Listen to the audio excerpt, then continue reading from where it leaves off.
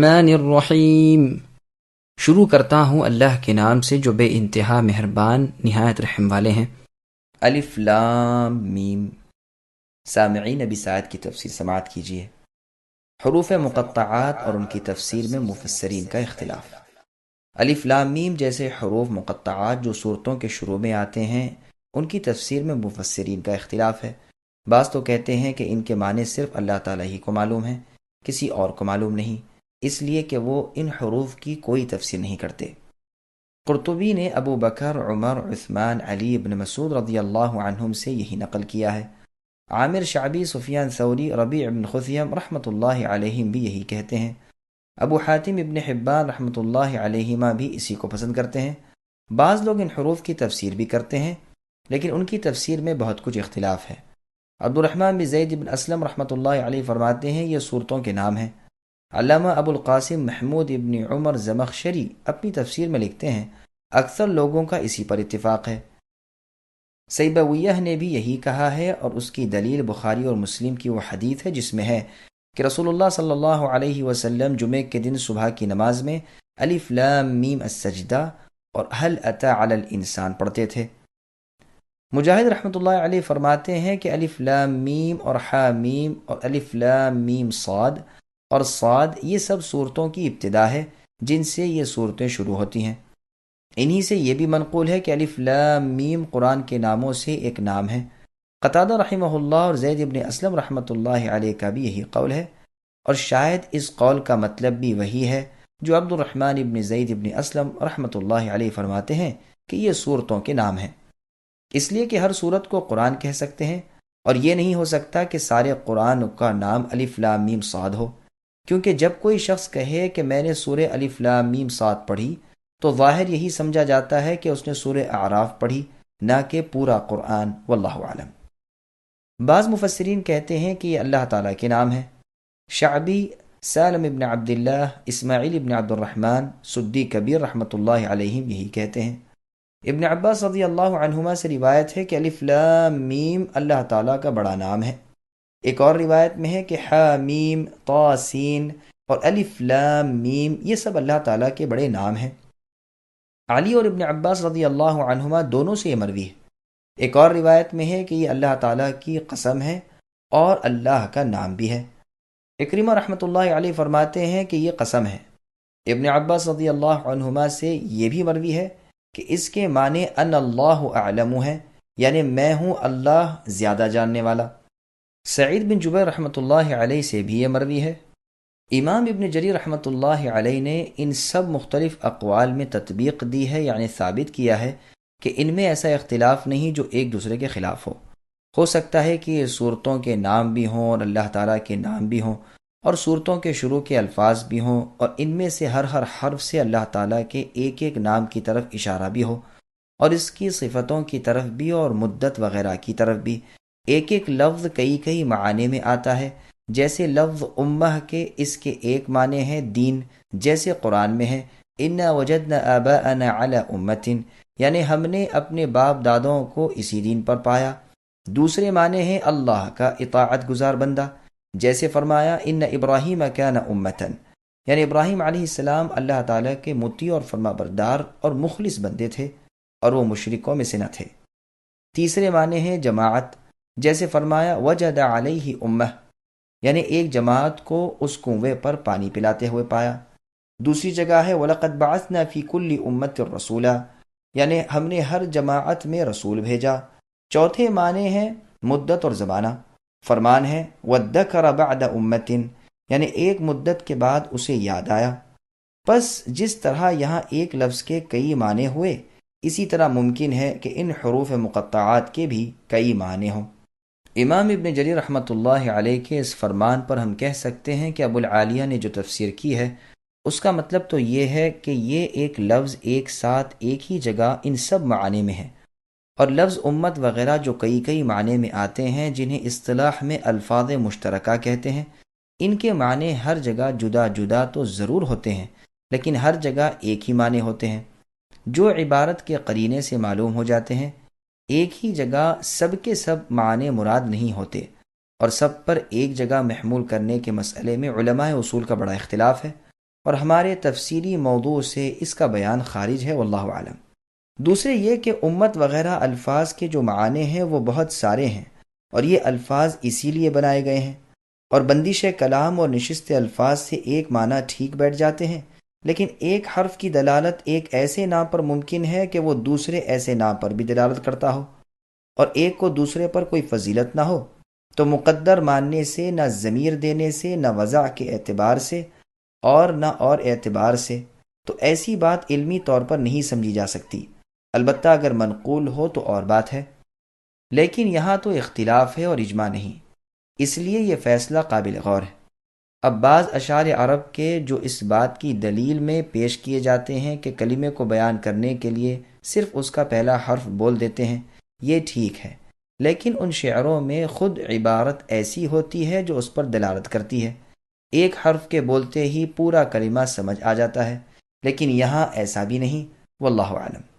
مجاہد رحمۃ اللہ علیہ کہتے ہیں کہ صورتوں کے شروع میں جو یہ حروف ہیں، مثلا قاف، صاد، ح، میم، طا، سین، میم، الف، لام، را وغیرہ، سب حروف ہجا ہیں۔ بعض عربی داں کہتے ہیں کہ یہ حروف الگ الگ جو 28 ہیں، ان میں سے چند ذکر کر کے باقی کو چھوڑ دیا گیا ہے۔ جیسے کوئی کہے کہ میرا بیٹا الف با تا ثا لکھتا ہے، تو مطلب یہ ہوتا ہے کہ یہ تمام 28 حروف لکھتا ہے، لیکن ابتدا کے چند حروف ذکر کر دیے، باقی کو چھوڑ دیا۔ صورتوں کے شروع میں اس طرح کے کل 14 حرف آئے ہیں: الف، لام، میم، صاد، را، کاف، ح، یا، عین، طا، سین، ح، قاف، نون۔ ان سب کو اگر ملا لیا جائے تو یہ عبارت بنتی ہے: نص حکیم قاطع لہ سر۔ تعداد کے لحاظ سے یہ حرف 14 ہیں، اور جملہ حروف چونکہ 28 ہیں، اس لیے یہ پورے آدھے ہوئے۔ جو حروف بیان کیے گئے یہ ان حروف سے جو نہیں لائے گئے زیادہ فضیلت والے ہیں، اور یہ صناعت تصریف ہے۔ ایک حکمت اس میں یہ بھی ہے کہ جتنی قسم کے حرف تھے اتنی قسمیں باعتبار اکثریت کے ان میں آ گئیں، یعنی محموسہ، مجہورہ وغیرہ۔ سبحان اللہ، ہر چیز میں اللہ مالک کی حکمت نظر آتی ہے۔ یہ یقینی بات ہے کہ اللہ کا کلام لغو، بےہودہ، بیکار اور بے معنی الفاظ سے پاک ہے۔ جو جاہل لوگ کہتے ہیں کہ سرے سے ان حروف کے کچھ معنی ہی نہیں، وہ بالکل خطا پر ہیں، اس کے کچھ نہ کچھ معنی یقیناً ہیں۔ اگر نبی معصوم صلی اللہ علیہ وسلم سے اس کے معنی کچھ ثابت ہوں تو ہم وہ معنی کریں گے اور سمجھیں گے، ورنہ جہاں کہیں رسول اللہ نے کچھ معنی بیان نہیں کیے ہم بھی نہ کریں گے، اور ایمان لائیں گے کہ یہ اللہ کریم کی طرف سے ہے، رسول اللہ سے تو اس میں ہمیں کچھ نہیں ملا۔ علماء کا اس میں بے حد اختلاف ہے، اگر کسی پر کسی قول کی دلیل کھل جائے تو خیر، وہ اسے مان لے، ورنہ بہتر یہ کہ ان حروف کے کلام الہی ہونے پر ایمان لائے اور یہ جانے کہ اس کے معنی ضرور ہیں جو رب علیم ہی کو معلوم ہیں اور ہم پر ظاہر نہیں ہوئے۔ دوسری حکمت ان حروف کے لانے میں یہ بھی ہے کہ ان سے صورتوں کی ابتدا معلوم ہو جائے، لیکن یہ وجہ ضعیف ہے، اس لیے کہ اس کے بغیر ہی صورتوں کی جدائی معلوم ہو جاتی ہے۔ جن صورتوں میں ایسے حروف ہی نہیں، کیا ان کی ابتدا انتہا معلوم نہیں؟ پھر صورتوں سے پہلے بسم اللہ کا پڑھنے اور لکھنے کے اعتبار سے موجود ہونا کیا ایک صورت کو دوسری سے جدا نہیں کرتا؟ ابن جریر رحمۃ اللہ علیہ نے اس کی ایک حکمت یہ بھی بیان کی ہے کہ چونکہ مشرکین کتاب اللہ کو سننے ہی نہ تھے، اس لیے انہیں سنانے کے لیے ایسے حروف لائے گئے تاکہ جب وہ متوجہ ہو جائیں تب باقاعدہ تلاوت شروع ہو، لیکن یہ وجہ بھی ناقص ہے، اس لیے کہ اگر ایسا ہوتا تو تمام صورتوں کی ابتدا انہی حروف سے کی جاتی، حالانکہ ایسا نہیں ہوا، بلکہ اکثر صورتیں اس سے خالی ہیں۔ پھر جب کبھی مشرکین سے کلام شروع ہو تو یہی حروف ہونے چاہیے، نہ کہ صرف صورتوں کے شروع میں ہی یہ حروف ہوں۔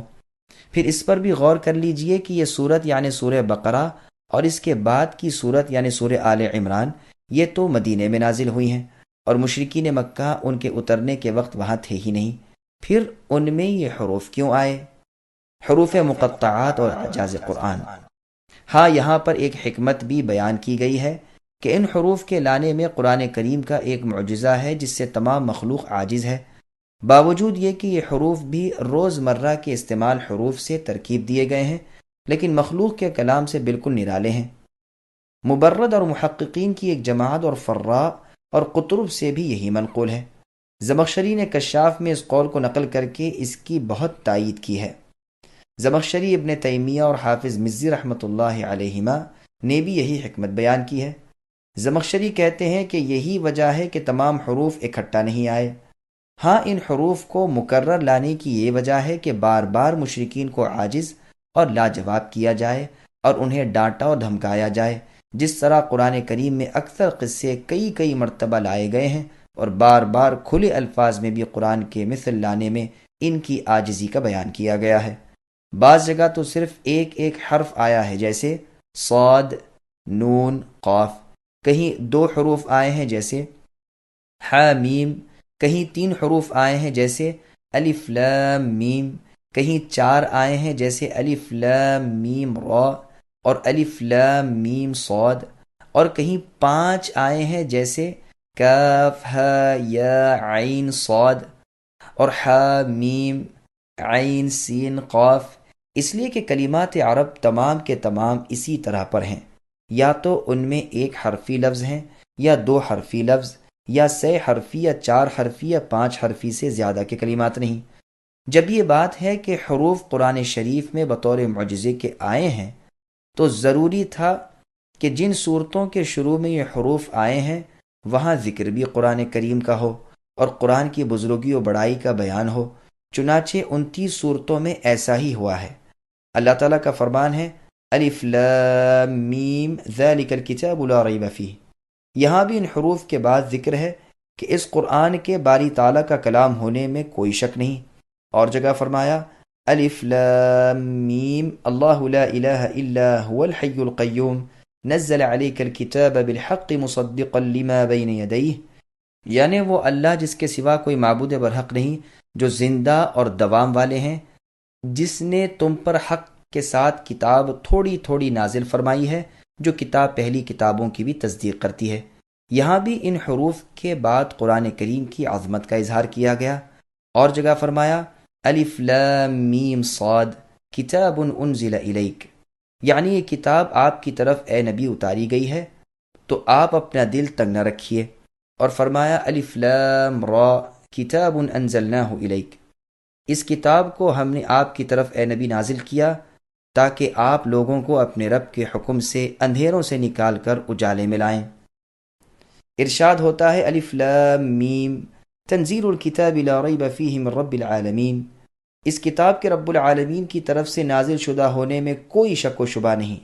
اور فرماتے ہیں حامیم تنزیل من الرحمن الرحیم، حامیم بخششوں اور مہربانیوں والے مالک نے اس قرآن کو نازل فرمایا ہے۔ اور فرمایا حامیم عین سین قاف کذالک یوحی الیک، یعنی اس طرح وحی اللہ تعالیٰ کرتے ہیں غالب حکمتوں والے آپ کی طرف اے نبی، اور ان نبیوں کی طرف جو آپ سے پہلے تھے۔ اسی طرح اور ایسی صورتوں کے شروع کو بغور دیکھیے تو معلوم ہوتا ہے کہ ان حروف کے بعد کلام اللہ کی عظمت اور عزت کا ذکر ہے، جس سے یہ بات قوی معلوم ہوتی ہے کہ یہ حروف اس لیے لائے گئے ہیں کہ لوگ اس کے معارضے اور مقابلے سے عاجز ہیں۔ واللہ اعلم۔